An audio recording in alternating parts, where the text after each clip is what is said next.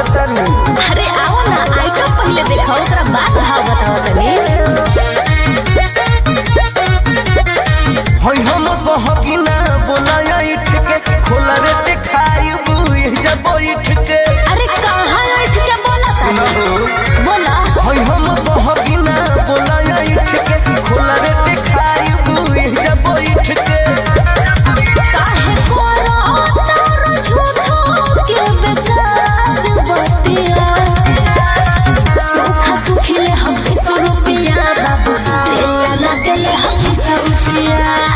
सूखा सुखिले हम 100 रुपया बाबू तेल लगा देले हम 100 रुपया। तारा केना चाहिए?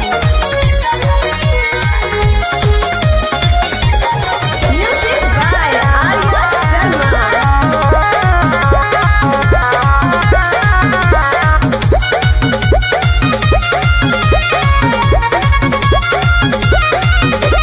सीखे के तो पहले करना बहाना फुटहा जाना के होई हम दीवाना।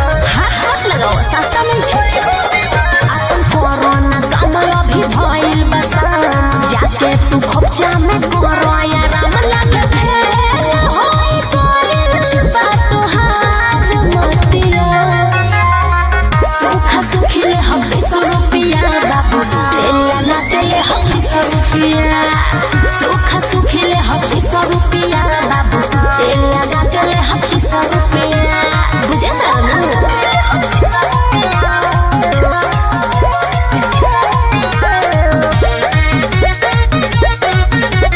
जिला जवार में बस सबसे अजूबा ढेर लोग से अन भइल खाके तोहर भूजा।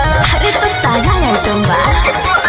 अखिले सबीर वाला दे पका दिलदार लागे ठीक नहीं बाटे इरादा तोहार। मुहे लगे तो छोड़ा बनाए को रतिया।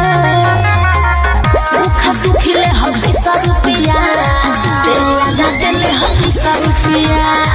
सूखा सुखिले हम 100 रुपया तेल लगा देले हम 100 रुपया। ले बतलो आना तो जा।